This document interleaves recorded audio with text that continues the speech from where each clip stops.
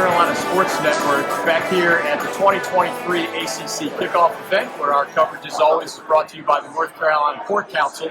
There are only 3 returning FBS quarterbacks in the country who threw for 2,900 or more yards last year and ran for 695 or more yards last year. And one of them is our guest from Duke University, Riley Leonard. Riley, welcome to the David Glenn Show. How are you? I'm doing great. Thank you for having me. It's great to have you. You are a highly motivated young man, and there is at least one creative way by which you motivate yourself. Yeah, that's We right. saw a "You Suck" bracelet on Riley during Duke's spring practice, and somehow his mom, Heather, is involved in the story. Please share. Yeah, so in high school is really when I started to get a bunch of praise. Everybody was telling me how good I was, and I sat down one day, I was like, somebody needs to tell me I suck every once in a while. Give me some motivation.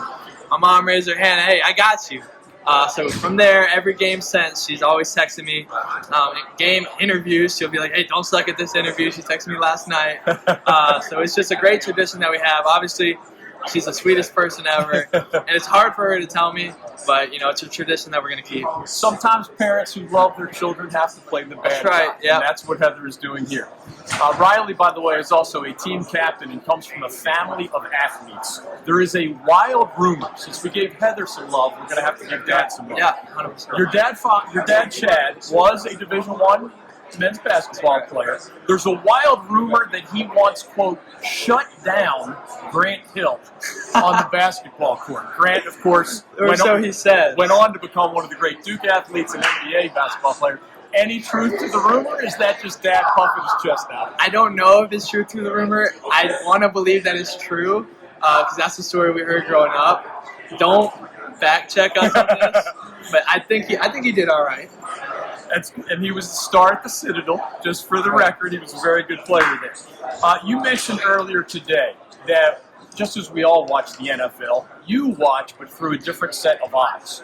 Tell us which NFL quarterbacks you're watching, and when you're trying to improve your own intangibles, as you call them, what exactly does that entail? Right, so Peyton and Eli, obviously going to the Manning Passing Academy, are guys that I've really looked at this offseason. How do they approach the snap? Before the ball is snapped. So you get like 5-8 seconds to really study a defense pre-snap. So to learn about what Peyton does, for example, Peyton identifies the mic every single time he gets out there. He points at the mic linebacker and communicates that with his center. Other quarterbacks are different. In our offense, it's a little different. That's one thing. How does Tom Brady treat his body in the preparation that he goes into being a winner? I think having a winning mentality everywhere you go is very important. And then Daniel Jones is somebody who, I've become pretty close with, and we've been texting, and he gave me some great advice to keep my life as simple as possible. So with this huge, media attention compared to last year, just keep your life simple, keep the main thing, and just stay focused on the priorities. I'm about 6 feet tall, which means you're at least 6'3", maybe 6'4". And I have read that you were an all-state basketball player beyond your football prowess. And even for a while, there was a chance you were going to end up D1 basketball rather than football. What happened? And was it hard for you to give up basketball, given that you were so good at it? Are you even allowed to still play pickup games, or do we need to kind of make sure we don't hurt the Duke? Yeah. So basketball is my first love, and I am able to get out there every once in a while during the off season, of course, and play some pickup with some guys, and I just absolutely love it. It was kind of like my first love. As far as high school goes, I was really recruited. I was known as a basketball player. Yeah. After my junior year, I was kind of dead set on playing basketball, but then COVID hit, and fortunate enough, my quarterback coach, David Morris, played for Coach Cutcliffe. I wasn't heavily recruited in football, but Coach Cut took a shot on me, and ever since, it was the best decision of my life. I'm glad you brought up Coach Cut. So I've been at this for 35 years. I know I look way too young for that, but Coach Cut became, seriously, one of my favorite people that I got to know for a long time. Put us in the shoes of a young man who was recruited by an amazing person, David Cutcliffe. He also loved Duke University. But take us through the emotions of losing the guy who recruited you. Yeah. But then in year 2, some might have said, hey, what if your home state Alabama needed a quarterback? Like, why didn't you just put your name in the transfer portal? That's back-to-back years that for different reasons you could have left Duke. But obviously you're the junior starting quarterback for the Blue Devils instead of being somewhere else. Right. So whenever Coach Cutt left, we became so close. And we still text to this day. He taught me so many things, both on and off the field, that I'm never going to forget. His legacy, and my actions will carry on for a long time. Whenever he left, there were some of those interests from other schools. However, I didn't want anything to do with them. I knew where I was. I knew the relationships that I built had become family at Duke as far as my teammates in the locker room go. And the education, of course, you really can't. It doesn't get much better to have the best of both worlds. So it wasn't a hard decision for me at all. I believe you're turning 21 in the next month and a half or so. So I do remember, just looking forward to, for example, my first legal adult beverage of my life. Is there a thing? Do young people, celebrate turning 21 anymore, or is it just like another day at the office? Some people have brought it up to me, but I personally don't drink or do any of that. Well, yeah, I don't do any of that stuff. And then on my birthday, I still don't want to get wrapped up in any of that. Because right now, I have my priorities straight. I'm keeping the main thing, and the last thing I need is another distraction in my life. Basketball star, even though that's on the back shelf for now, football star.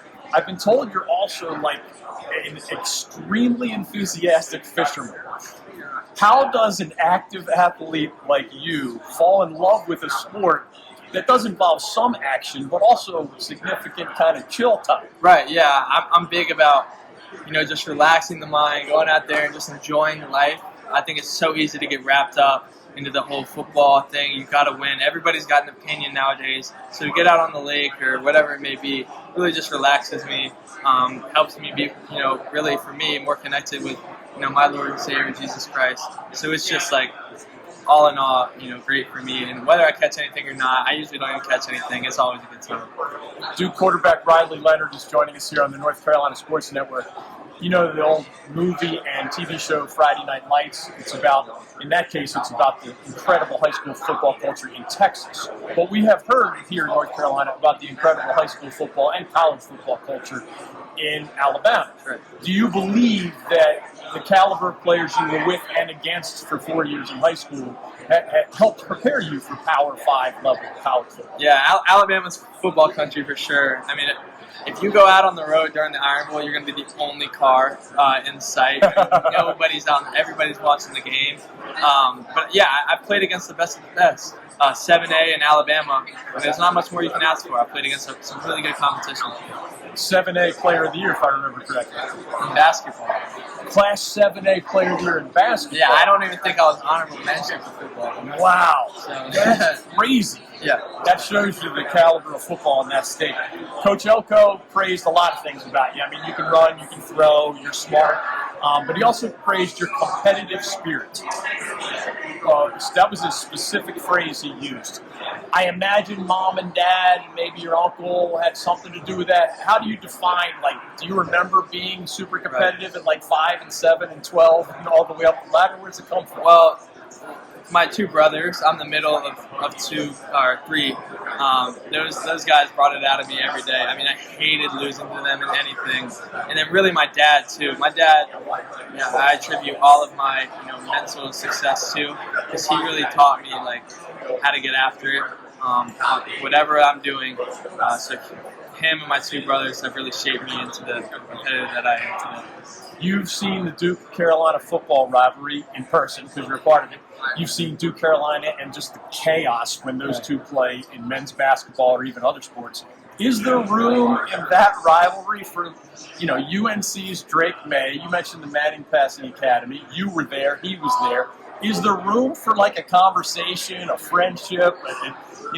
Is that even allowed in the Duke-Carolina rivalry? Because you guys are two of the 5 or 6 quarterbacks most mentioned for the upcoming NFL drafts. Yeah, there's of course you'd think that there's tension between us because of the rivalry, but at the end of the day, we're all living really he's living a life more similar to me than anybody else in the country. We're 15 minutes apart, both starting quarterbacks at 2 great football programs. and we do have similar personalities, so it's very easy to get along with him. Obviously, we're both really competitive, so there is that competitive edge, and we're both gonna work our butts off to beat each other. But yeah, we just have a lot of fun with it.